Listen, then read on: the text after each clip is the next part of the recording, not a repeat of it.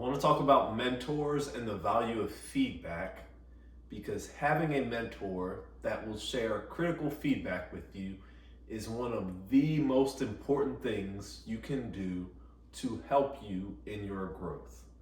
And this is particularly on my mind because I was talking to an older guy earlier today. And what he said was, I hope that anyone who feels like I have given something to them understands that I had people that showed an interest in me, and them showing an interest in me made a difference in my life, in how I grew, and in the person that I am today.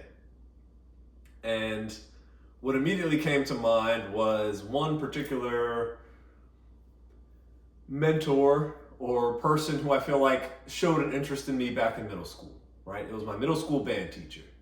And he was a bit of a disciplinarian, right? He was someone that was like kind of I would call it like a drill sergeant type, where he was going to share the critical feedback with you, right?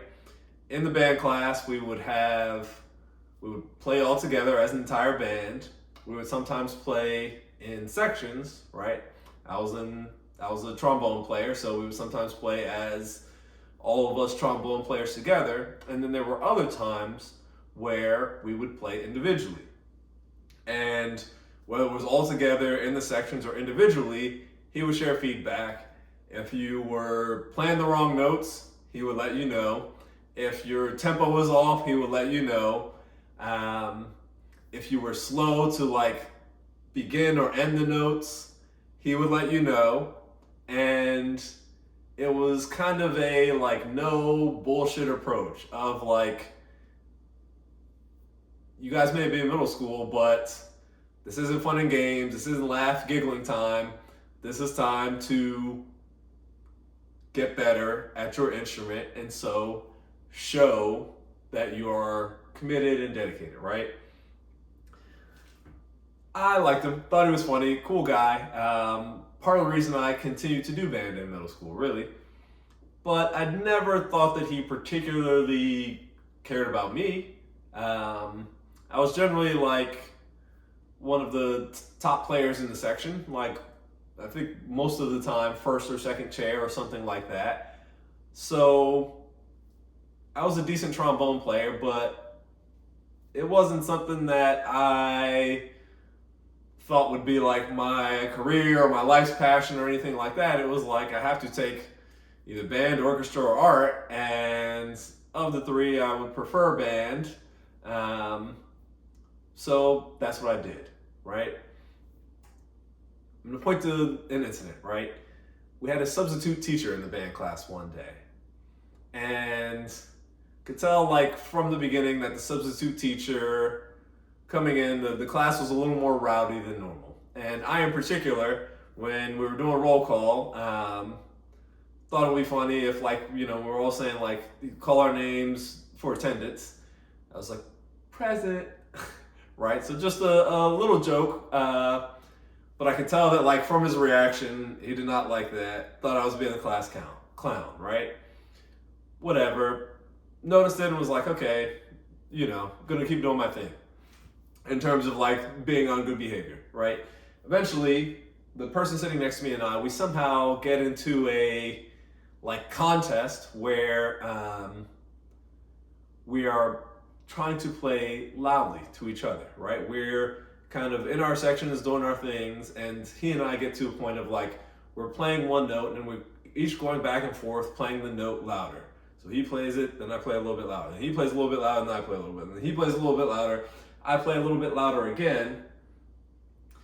The substitute, in observing this last part of me playing my instrument loudly, stops the class and says, you in the back, Jamal, you need to leave, right? You're playing your instrument extremely loudly. When you're playing it that loudly, close to that person, that may damage their hearing, and so you acted inappropriately, you need to leave. The whole, starts with one person where he says, man, Jamal wouldn't do that, I know him. And then other people start to like speak up. Like, no, Jamal's a good guy, he wouldn't do that. You must be wrong. Like, I didn't hear anything. In like the class speaking up, the substitute kind of changes his mind, pulls back a little bit, lets me stay in the class. Teacher comes back the next day. We go through the band class with him as normal. Then at the end of the class, he says, Jamal, I want to talk to you. I'm thinking like, oh shit. Like, I know what this is about. This is about the incident from yesterday with the substitute, and I'm going to be in trouble. Right? And with the substitute, he didn't ask like, why are you playing an instrument? What was going on? He just said, you, Jamal, get out of class. So I'm standing there like, go to the band teacher's office, closes the door, class lets out, says, so the substitute yesterday told me that something happened with you, but I'm really not that interested in going into it. I know the type of person you are, and whatever happened, I know your character, and so I'm gonna let it go. And at that point, like, that was a different approach than like the drill instructor approach. And what it really showed to me was like, he cares about me in particular, and like has noticed me and observed me way more than I thought. Fast forward to after I end up leaving middle school, right? I go to this magnet school for high school, right? A very prestigious school. Finish the first year there and then decide that I don't want to continue there. So I'm in the summer between my freshman and sophomore year of high school, right? A friend and I go back to visit the middle school like the week before school starts. So the teachers are in the school and we go back to visit to kind of reconnect, right?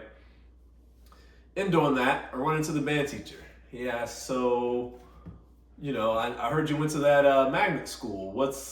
How's that been? And, I tell him, yeah, I went there, but I didn't really like it so much. And I'm actually going back to my base high school, right? The school that I'm zoned to go to based on my address.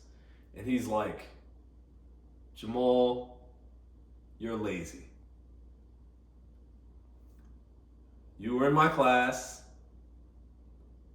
I observed you being a good trombone player, and so I asked you to try out for the all-county band. You made all-county band.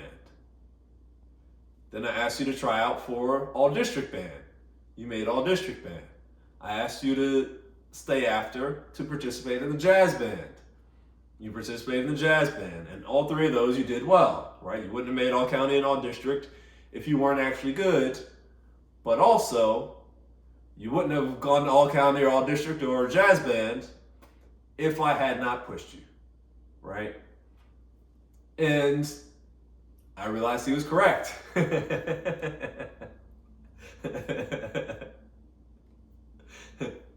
But what he also mentioned was I had a friend of mine growing up, and the friend of mine was very smart.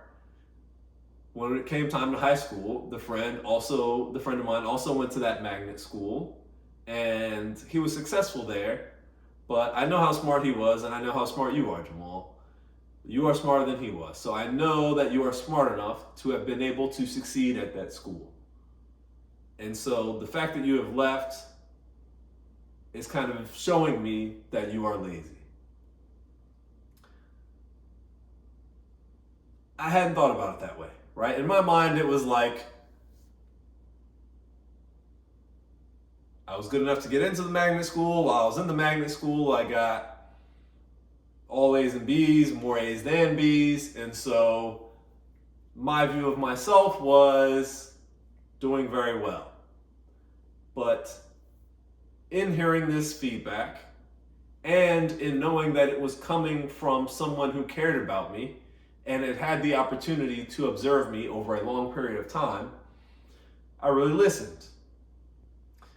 About a week later, the sophomore school year starts. one of the first classes I'm in is English, right? 10th grade English. The teacher gives us, as a pretest, the kind of final exam from the previous year, right? So the 10th grade English final exam as a pretest to assess where each of us are in the class in terms of how much of the material we know coming in. Take the test, get 100%, right? The only person in class to get 100%. So with this, particularly in my mind about being lazy, I go to the teacher and ask, hey, I took the pretest, got 100%. Would it be possible for me to skip this class? Right? If I've just shown a mastery of the content that we will be learning in 10th grade English, can I move on to 11th grade English where I feel like my time will be better spent? Teacher says, no, I'm not going to support that because I teach more than what is just on the exam. Right? And for me, it was kind of like, okay, you teach more than what's on the exam, and in 11th grade, they teach more than what's on the exam as well. But if I can take the exam and get 100%, then the important stuff, right, the stuff that's important enough to get included on the final, I've already shown a mastery of. So like for me to have to sit in this class to learn some not as significant things, right, and learn some, right, I may have even already known those, right? On what you actually did test me on, I showed that I could answer all the questions correctly. Potentially, the stuff that you didn't ask me about, I could have also showed that I understand those concepts as well, but I didn't have that opportunity. And instead of exploring that avenue, I'm getting a no. And that left me very frustrated, right? I was sitting in class thinking, I'm going to have to be a good student, be quiet and listen and participate and share my opinion and do the homework and everything else, when I know from the beginning I will not be getting much out of this. And you, as a teacher, know I will not be getting much out of this. So I kind of became like a bit disinterested, right? In class, one of the things I would do is,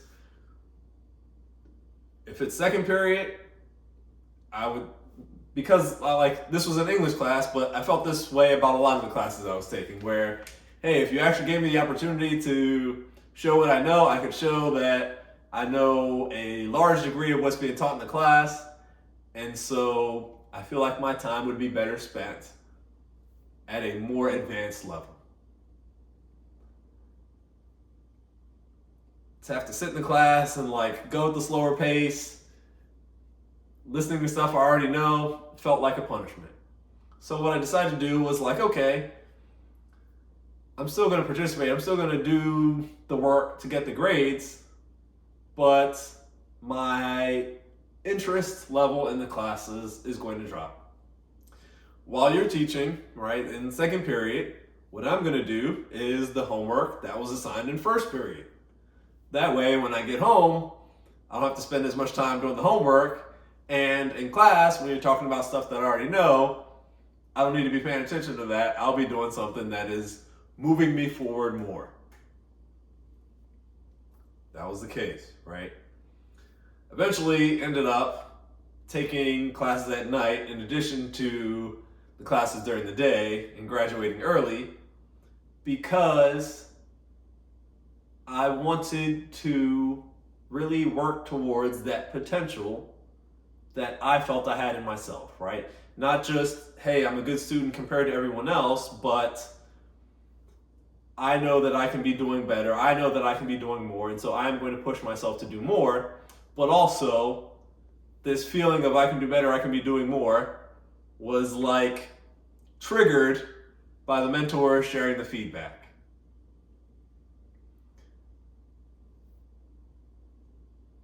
Today, more present times, let's say, I've also gotten some feedback recently, and I really appreciate that. And I feel like my reaction to the feedback initially was the sense of like, that's extra work, right? That what I'm doing is already good enough. So it took like a couple of times of hearing the feedback before I started to shift to think, okay, what I may be doing is good enough, but like, I could still be doing more, right? I know I am capable of more. And so instead of feeling like this is good enough or that my level in certain things is beyond where most people are, I need to be comparing myself to where I could be if I was really applying myself to a greater extent. And I don't believe I would have been able to hear the feedback, or at least I doubt whether I would have been able to hear the feedback in the same way if it did not come from people that I knew cared about me. I also doubt that I would have been able to hear the feedback the same way if these people sharing the feedback did not also speak to the capability of me and my growth, right? If they couldn't point to examples of things I did well and didn't do well, and to show like, hey, you are capable of more, I feel like their feedback would not have resonated in the same way. And overall, and kind of reflecting on the past experience with the band teacher and more recently with the feedback I've received, I am very grateful, right? I feel like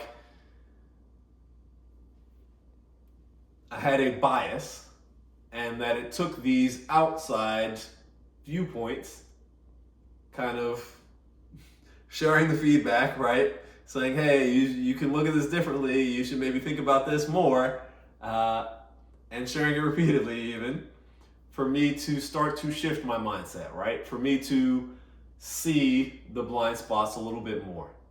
And still early on in terms of like implementing the feedback, but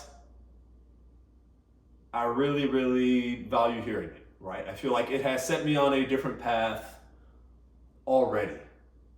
The same way I feel like the band teacher sharing the feedback set me on a different path to eventually graduate early, and I feel like to challenge myself to work harder. So having mentors who you know care about you and your development, having mentors that have had the opportunity to observe you, to speak to the things that you're doing well or not so well, to speak to the capability that they have seen within you, is tremendously, tremendously valuable. So, maybe a teacher, maybe a brother, maybe a mom, maybe a dad, maybe a coworker, maybe a friend, but you can elicit the help of others in your improvement and end up growing so much more as a result of it. So, thank you. I wish you well, and I hope you take care. I love you.